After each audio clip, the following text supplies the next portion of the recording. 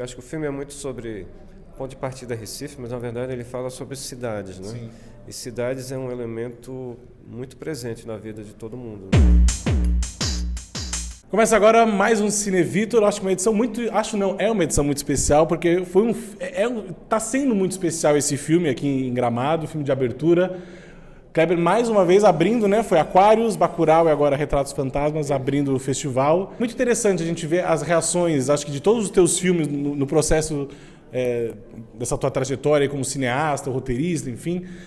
E ontem a gente vê, parece que é um resumão assim do Kleber, assim, nas telonas, e a reação das pessoas se encontrando naquele filme, que ele é, ao mesmo tempo que ele é muito pessoal, você traz muita coisa da sua vida, da sua história, ele chega na gente também de uma maneira muito pessoal. Uhum. Não sou do Recife, queria muito morar no Recife, moraria sem problema nenhum, mas a gente também se identifica e se encontra naquele lugar, nessa história. Também acho que através dos teus filmes, obviamente, você contando ali, a gente vai vendo as locações de várias histórias que você já contou. Então, mas como é que foi para você ter essa vontade de contar essa história nesse documentário, não só a sua história, mas da cidade, do cinema, enfim, do Recife, mas também do cinema brasileiro ali, que também tem essa história ali dentro do Retratos Fantasmas? Eu acho que o processo começou... Toda vez que eu olhava as minhas estantes e via tanta fita guardada, né, tanta fotografia guardada, e você vai juntando isso ao longo dos anos. Eu comecei a fotografar adolescente nos anos 80. Tive minha primeira câmera de vídeo em 1991, se eu não me engano, e comecei a gravar muita coisa. Gravava a cidade, gravava os amigos, e comecei a gravar muita sala de cinema também, que naquela época estava fechando. O tempo passa e você guarda esse material, né? E eu sempre tive uma preocupação de preservar o material. Eu sempre tomava algumas precauções para que os materiais fossem bem guardados. Eles sobreviveram, já são 30 anos. E eu achei que o tempo foi muito bom com esse material, né?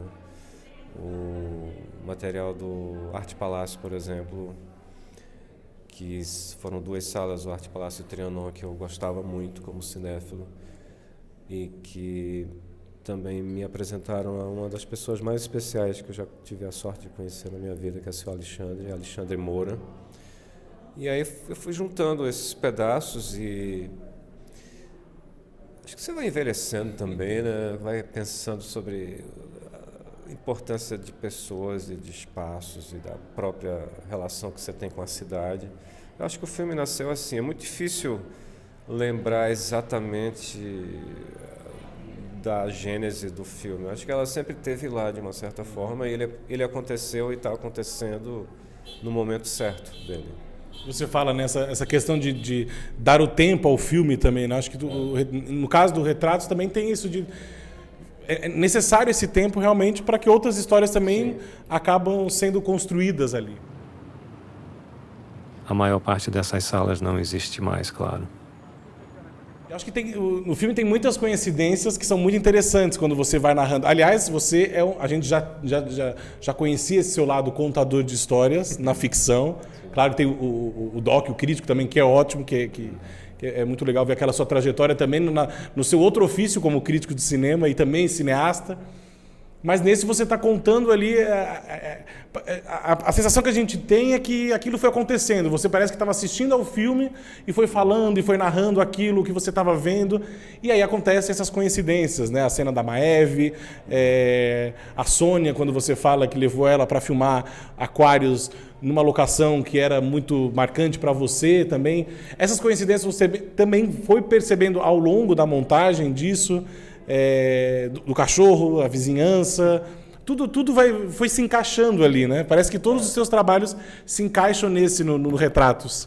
Tem uma coincidência que eu acho incrível, né? Você já listou algumas aí, mas, por exemplo, eu sempre usaria o plano de um grande amigo meu, Toninho, num vídeo que a gente fez, no filme doméstico que a gente fez no início, 32 anos atrás, onde ele entra por uma porta e a porta que está fechada tem o cartaz de Psicose do Hitchcock, né?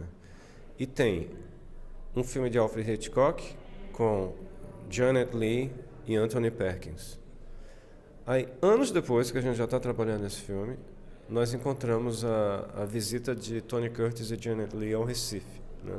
Que é uma das primeiras imagens do filme, né? Ela, inclusive, está na praia de Boa Viagem com Jamie Lee Curtis, que é a filha dela, que na época devia ter 3 anos. E aí, de repente, você tem não só o cartaz no filme, mas você tem a imagem de Janet Leigh no Recife. É o tipo de coincidência que eu acho que o dinheiro não compra. Né? E faz acontecer o filme, né? Ainda mais também. Acho que a gente também vai entrando nessa história e vai reconhecendo esses lugares. O filme tem passado, começa no Festival de Cannes, agora ele passa Sydney, Toronto, vem Nova York também, né? Estreia em Portugal. Como é que tem sido a recepção desse filme também lá fora? Como é que as pessoas enxergam também essa questão dos cinemas brasileiros? Tem toda essa... Acho que você filma muito bem também a cidade, essa sua relação com a cidade, com o espaço, essa nostalgia que você tem desses lugares também. Como é que foi para você essa recepção lá fora, desse olhar brasileiro também, das nossas histórias, dos nossos cinemas, enfim, de tudo isso?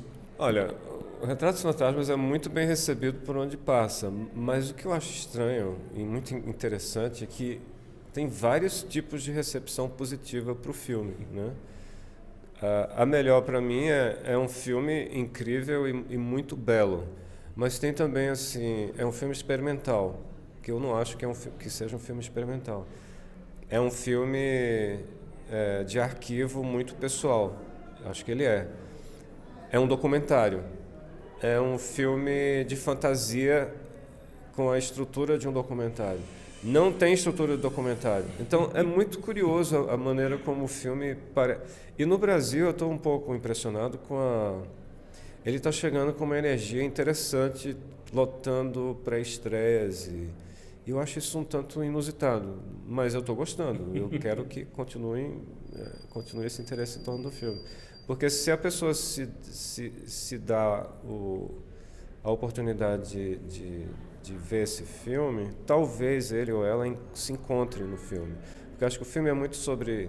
O ponto de partida é Recife, mas na verdade ele fala sobre cidades, né? Sim. E cidades é um elemento muito presente na vida de todo mundo, né? A árvore cobre parte da marquise e parece que o filme vira outro filme. Enfim, eu acho que tem essa identificação, por mais que tenha muito o seu lado pessoal ali, mas tem muito essa questão universal, essa entrega, como a gente se comove também, como a gente entra nessa história. Parabéns aí pelo seu trabalho, muito sempre obrigado. Bom te acompanhar. E que venham muitos outros filmes e muitas outras emoções também pra gente. Muito obrigado, eu estou bem feliz com a reação ao Retratos Fantasmas. Obrigado. Sucesso aí, valeu. Tem Deus Cruzeiro? Tem não. Conheci Kleber em 2010, no processo do Som ao Redor. Também foi meu primeiro longa, na verdade, meu primeiro filme.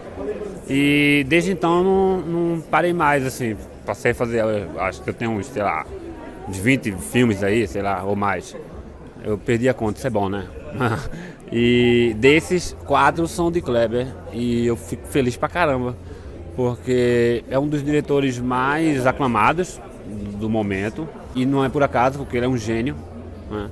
E participar dos filmes de Kleber é tipo, eu arranjo agenda, tipo, posso estar fazendo o que for, eu consigo dar um jeito, mas eu não deixo de participar do filme de Kleber e espero muito estar também no Agente Secreto. Mas Kleber é um fofo, Emily também, maravilhosa.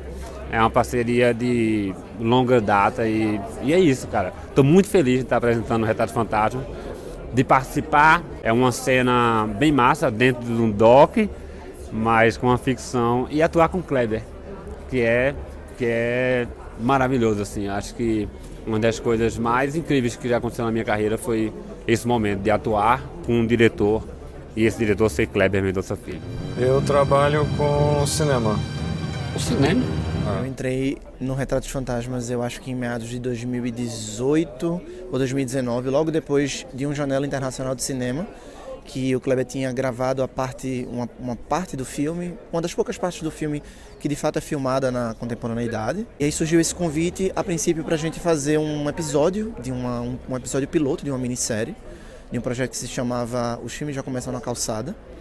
E ao longo do processo, ao longo dos anos, que a gente foi entendendo o material e a força desse material, e à medida que o material de arquivo chegava, a gente foi entendendo que na verdade tinha um filme ali, e um filme que tinha um caráter universal, claro, falando sobre cinema, falando sobre cidades, mas o filme ele teve algumas giradas de chave, né? A partir do momento que a gente entendeu que ele era um filme, a partir do momento que a gente entendeu a força, a potência do material, mas também eu acho que rolou uma outra virada de chave quando se entendeu que a própria história do Kleber tinha muito a ver com isso. E foi quando a gente foi se debruçar nesse material do próprio apartamento de Kleber, da história de Kleber, dos filmes de Kleber que eram filmados e fotografavam esse espaço pessoal. E de como essa experiência pessoal se refletia na universalidade da própria cidade e do próprio cinema. E claro, para um filme como esse tão particular, a gente precisava de tempo. Então foram 5 anos aí de montagem, parando, retomando, mas nos últimos 8 meses eu acredito que a gente trabalhou de uma maneira mais intensa. Também, claro, foi nesse momento em que grande parte desse material de arquivo chegou restaurado para a gente. E eu digo que precisa de tempo porque a gente tinha em média, se eu não me engano, umas 120 ou 130 horas de material. Então, de fato, a gente, para entender esse filme que a princípio não tinha roteiro, a gente precisava assistir essas filmagens, entender o que tinha força, o que tinha potência para virar filme, para estar dentro do filme e aquilo que importava para contar essa história.